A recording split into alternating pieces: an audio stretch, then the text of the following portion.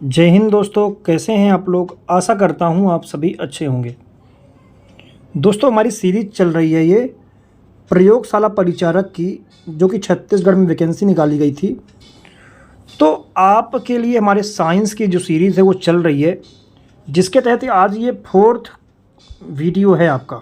ठीक है, साइंस का ये आपका 4th वीडियो है, जिसमें हम डिस्कस कर रहे हैं कि साइंस के जो मोस्ट इम्पॉर्टेंट क्वेश्चन हैं, जो पिछले एग्ज़ाम से पूछे जा चुके हैं और जिनके आगे भी पूछे जाने की संभावना है, तो हम लोग उस प्रकार के क्वेश्चन डिस्कस कर रहे हैं। और ये हमारी 4th सीरीज़ है। तो अगर आप पिछले वीडियो नहीं देखे हैं तो आप पिछले वीडियो देख लीजिए। साथ ही अगर आप चैनल पर नए हैं तो चैनल को सब्सक्राइब जरूर करिए, बिल वाला आइकन दबा के रखें, क्योंकि इसी प्रकार गवर्नमेंट जॉब से जुड़ी जो वैकेंसियाँ होती हैं उनकी तैयारी हमारे द्वारा कराई जाती है। साथ ही आपको सभी वैकेंसियों की अपडेट सबसे पहले जो है हमारे चैनल पर दी जाती है। तो आप चैनल को सब्सक्राइब करके रखें, बिल वाला आइकन दबा के रखें, ताकि जब भी हम वीडियो डालें तो आप तक नोटिफिकेशन सबसे पहले पहुंच जाए। ठीक है, तो आइए स्टार्ट करते हैं। और दोस्तों, प्रयोगशाला परिचारक के लिए हमारे द्वारा एक टेस्ट सीरीज़ बनाई गई है आपके लिए। तो अगर आप टेस्ट सीरीज़ लेना चाहते हैं तो आपको 2 टेस्ट मात्र 49 रुपये में दिए जाएंगे। ठीक है, तो आप इससे अपनी तैयारी आंक सकते हैं कि आपकी तैयारी कैसी है कैसी नहीं है। तो मात्र 49 रुपये में 2 टेस्ट आपको मिलेंगे। अगर आप टेस्ट लेना चाहते हैं तो आप 9399799096 पर आप व्हाट्सअप करके ले सकते हैं। इस नंबर पर आपको व्हाट्सअप करना है, यहाँ आपको सारी जानकारी मिल जाएगी 9399799096 पर। ठीक है, तो दोस्तों, जो हमारा फर्स्ट क्वेश्चन है वो ये है कि निम्नलिखित में से कौन सा विटामिन जल में घुलनशील होता है। ठीक है, आपके 4 ऑप्शन हैं, vitamin A, vitamin D, vitamin B and C या विटामिन के। तो आपका जो इसका सही आंसर है ना, ऑप्शन नंबर सी है। विटामिन बी और सी जो है ये जो है जल में घुलनशील होते हैं, बाकी विटामिन जल में घुलनशील नहीं होते। ठीक है, नेक्स्ट क्वेश्चन कि धमनी द्वारा किस प्रकार का रक्त प्रवाहित होता है। जो धमनी होती है मनुष्य के शरीर में, उसके द्वारा किस प्रकार का रक्त प्रवाहित होता है। अशुद्ध रक्त कि शुद्ध रक्त कि केवल कार्बन डाइऑक्साइड युक्त रक्त या फिर मिश्रित रक्त। कैसा रक्त प्रवाहित होता है धमनी द्वारा। तो धमनी के द्वारा ना आपका शुद्ध रक्त प्रवाहित होता है। ऑप्शन नंबर आपका सी यहाँ पर सही होगा। धमनी जो है वो शुद्ध रक्त प्रवाहित करती है। नेक्स्ट क्वेश्चन कि सिराओं में किस प्रकार का रक्त प्रवाहित होता है। ठीक है, सिराओं द्वारा जो है वो किस प्रकार का रक्त प्रवाहित होता है। आपके ऑप्शन शुद्ध रक्त, अशुद्ध रक्त, ऑक्सीजन रहित रक्त या फिर प्लाज्मा। ठीक है, तो आपका जो सही आंसर है इसका ये है ऑप्शन नंबर बी, अशुद्ध रक्त। जो सिराएं होती हैं वो अशुद्ध रक्त प्रवाहित करती हैं। ठीक है, ऑप्शन नंबर बी आपका सही है। नेक्स्ट क्वेश्चन कि मनुष्य की पाचन क्रिया की शुरुआत कहाँ से होती है। जब मनुष्य खाना खाता है या कुछ भी खाता है तो उसके पाचन की शुरुआत कहाँ से होती है। आपके ऑप्शन आमाशय से, यकृत से, छोटी आंत से या फिर मुख से। तो इसमें बहुत सारे लोग अलग अलग इसमें आपका आंसर आएगा, लेकिन आपका जो सही आंसर है ऑप्शन नंबर डी है, मुख से। जब हम खाते हैं ना वहीं से इसके पाचन की शुरुआत हो जाती है। ठीक है ना। हमारा जो नेक्स्ट क्वेश्चन है कि मांसपेशियों में ग्लूकोज की ऑक्सीजन की अनुपस्थिति में होने वाली क्रिया से क्या बनता है। मांसपेशियों में ग्लूकोज द्वारा ऑक्सीजन की अनुपस्थिति में क्रिया से क्या बनता है। जो क्रिया होती है उससे क्या बनता है। ऑप्शन जल, एथिल अल्कोहल, लैक्टिक अम्ल या फिर अमोनिया। तो आपका जो सही आंसर ऑप्शन नंबर सी है, लैक्टिक अम्ल। यानी कि ग्लूकोज जो होता है बिना ऑक्सीजन की उपस्थिति के, ठीक है, मांसपेशियों में प्रतिक्रिया करके क्या बनाता है, लैक्टिक अम्ल बनाता है। ठीक है ना। नेक्स्ट क्वेश्चन कि ग्लूकोज जब बिना ऑक्सीजन के बैक्टीरिया या फिर यीस्ट से क्रिया करता है तो क्या बनता है।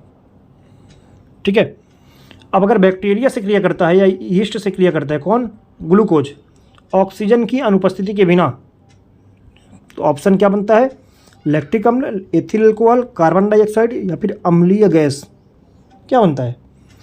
तो ऑप्शन आपका इसका जो है वो है एथिल एल्कोहल। इसको एथाइल एल्कोहल बोलते हैं, एथिल एल्कोहल इसी को बोलते हैं, ठीक है। तो आपका एथिल एल्कोहल यहाँ पर सही आंसर होगा। नेक्स्ट क्वेश्चन कि स्प्रिंग को उसकी सामान्य लंबाई पर लौटाने के लिए कौन सा बल कार्य करता है? जो स्प्रिंग होती है तो उसको उसकी सामान्य लंबाई पर वापस लाने के लिए कौन सा बल कार्य करता है? ऑप्शन गुरुत्व बल, प्रत्यास्थ बल, प्रत्यानयन बल या फिर अपकर्ष बल। ऑप्शन आपका जो सही आंसर इसका है वो है आपका ऑप्शन नंबर सी, प्रत्यानयन बल। ये बल जो होता है किसी स्प्रिंग को उसकी सामान्य लंबाई पर लाने का कार्य करता है, ठीक है। नेक्स्ट क्वेश्चन कि पिट्यूटरी ग्रंथि को किस अन्य नाम से जानते हैं? जो आपकी पिट्यूटरी ग्रंथि होती है इसको हम पीयूष ग्रंथि भी बोलते हैं, ठीक है। पीयूष ग्रंथि भी इसी को बोलते हैं। तो इस ग्रंथि का एक अन्य नाम कौन सा है? ऑप्शन जीवन ग्रंथि, मास्टर ग्रंथि, अधिग्रंथि या फिर ग्रंथि नियंत्रक। आपका जो सही आंसर है ऑप्शन नंबर बी, मास्टर ग्रंथि बोलते हैं। किसको? पिट्यूटरी ग्रंथि को, ठीक है। नेक्स्ट क्वेश्चन कि पौधों के लिए सबसे उत्तम उर्वरक कौन सा है? ऑप्शन यूरिया, पोटास, डीएपी या फिर कंपोस्ट। तो आपका सही आंसर है ऑप्शन नंबर डी, कंपोस्ट जो है पौधों के लिए सबसे अच्छा उर्वरक है, ठीक है। नेक्स्ट क्वेश्चन कि पेट्रोलियम किस प्रकार की चट्टानों में पाया जाता है? ऑप्शन अग्नेय चट्टानों में, रूपांतरित चट्टानों में, अवसादी चट्टानों में या फिर ग्रेनाइट में। आपका जो सही आंसर है ये है आपका अवसादी चट्टानों में, यानी कि ऑप्शन नंबर सी आपका यहाँ पर सही होगा। नेक्स्ट क्वेश्चन देखते हैं कि गुब्बारे को उड़ाने के लिए, एक गब्बर नहीं है, ठीक है, गुब्बारा है। तो गुब्बारे को उड़ाने के लिए किस गैस का प्रयोग किया जाता है? जो गुब्बारे ऊपर उड़ाए जाते हैं तो उसमें कौन सी गैस हम भरें कि वो उड़े ऊपर, ठीक है। ऑप्शन ऑक्सीजन, नाइट्रोजन, हीलियम या फिर हाइड्रोजन। ऑप्शन आपका सी यहाँ पर सही है, हीलियम गैस भरी जाती है जो गुब्बारे उड़ाए जाते हैं उनमें, ठीक है।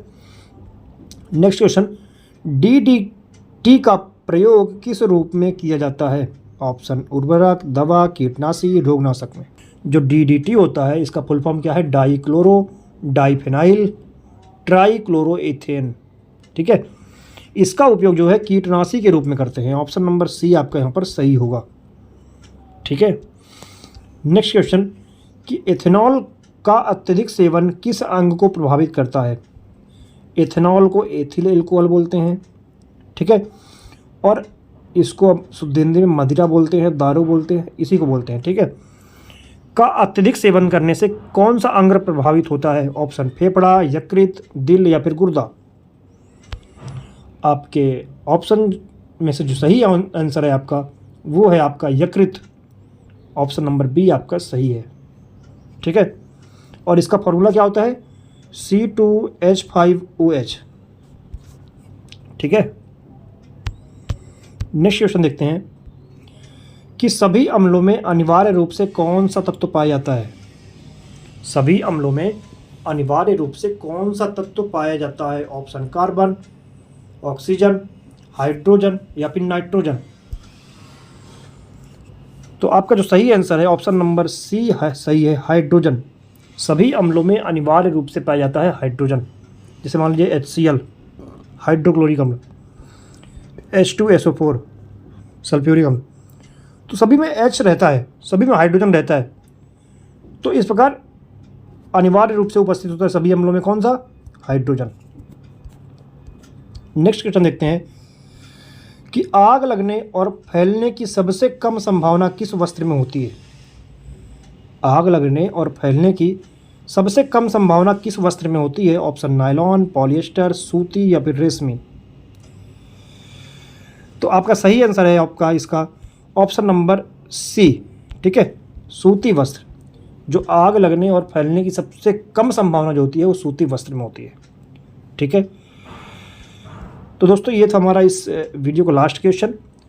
आगे के क्वेश्चन हम अगले वीडियो में डिस्कस करेंगे। तो अगर आपको वीडियो पसंद आता है तो वीडियो को लाइक करें, शेयर करें और चैनल को सब्सक्राइब करें। साथ ही बिल वाला आइकन जरूर दबाइए ताकि आने वाले वीडियो का नोटिफिकेशन आप तक सबसे पहले पहुँचे। धन्यवाद।